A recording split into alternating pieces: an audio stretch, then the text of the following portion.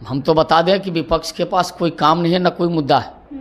विपक्ष को लगता है उसके यहाँ मंत्री बन गया, मेरे यहाँ तो कुछ है नहीं। भारत को दुनिया का तीसरा अर्थ शक्ति बनाना है, भारत को विकसित देशों की श्रेणी में लाना है, तो भारत तो दौड़ने वाला है।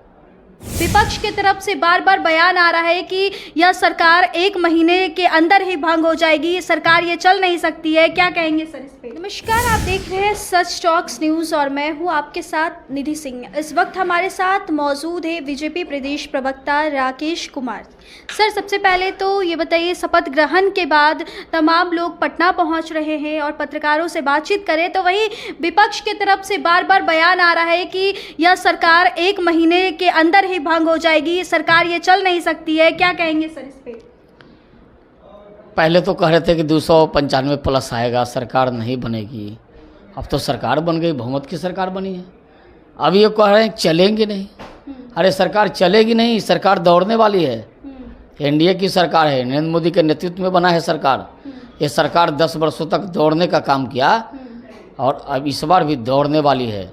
भारत को दुनिया का तीसरा अर्थ शक्ति बनाना है, भारत को विकसित देशों की श्रेणी में लाना है, तो भारत तो दौड़ने वाला है। भारत दुनिया का सबसे ताकतवर देश बनाना है, तो चलेगा नहीं।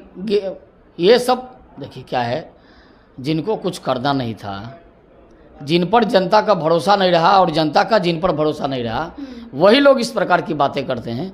भारतीय जनता पार्टी की सरकार, एनडीए की सरकार चल चुकी है, अब निकल गई है आगे, बहुत आगे निकल चुकी है। सर, वो विपक्ष लोग अगर बीच में आकर ऐसा बोल रहे हैं सर, तो फिर क्या बोलिएगा उनके लिए? विपक्ष के पास कोई काम नहीं है। विपक्ष को तो केवल अब गाल बजाना है। विपक्ष के पास न राज्य में कोई काम है, न केंद्र में कोई काम है। राज्य की जनता ने भी पैदल करने का काम किया और देश की जनता ने भी पूरे विपक्षियों को पैदल कर दिया है। अब इनके पास कोई काम नहीं रहा।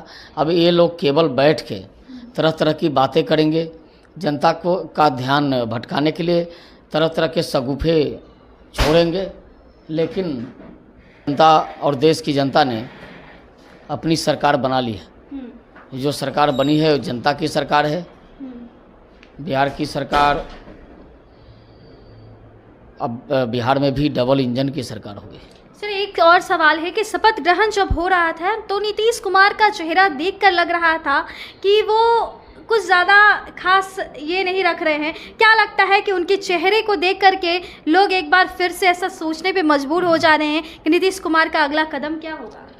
नीतीश कुमार जी लगातार 4-5 दिनों से दिल्ली में और मंत्रिमंडल में जिन लोगों को लिया गया है उनके राय से ही लिया गया। हम तो बता दें कि विपक्ष के पास कोई काम नहीं है, ना कोई मुद्दा है। विपक्ष को लगता है उसके यहाँ मंत्री बन गया, मेरे यहाँ तो कुछ है नहीं। कुछ ना कुछ ऐसी बातें करो कि विभेद हो, मनभेद हो, लेकिन न मनभेद है न मतभेद है। सब लोग एकजुट हैं और बिहार में और देश में एनडीए की सरकार बन गई। बिहार में भी सर कई लोगों ने मंत्री पद की शपथ ली है सर, क्या कहेंगे? 8 लोगों ने शपथ लिया है।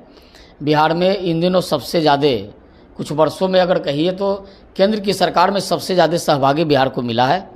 बिहार आगे बढ़ेगा, बिहार विकसित राज्यों की श्रेणी में खड़ा होगा। बिहार में भी उद्योग लगेंगे, बिहार में भी युवाओं को नौकरी दी जाएगी, बिहार में भी युवाओं को रोजगार दिया जाएगा। ये बिहार के सपने को पंख लगने वाले हैं। बिहार के जो विरोधी लोग हैं, जो बिहार में विपक्षी दल के लोग हैं, ये बिहार विरोधी मानसिकता से बाहर निकलें। बिहार को विकास के रास्ते पर ले जाना है, तो इस प्रकार की मानसिकता से बाहर निकलना होगा। केवल खिलाफ करने से विकास नहीं होगा।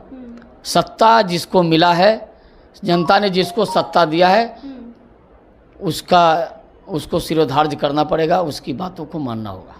चलिए देखिए, यह थे राकेश कुमार सिंह, बीजेपी के प्रदेश प्रवक्ता, जिन्होंने विपक्षियों को साफ तौर पे चुनौती दे दी है कि अब आने वाले दिनों में विपक्षियों की नहीं चलेगी और वो लोग सभी अपना काम करेंगे। तो ऐसे तमाम अच्छी खबरें के साथ जुड़े रहे हमारे चैनल।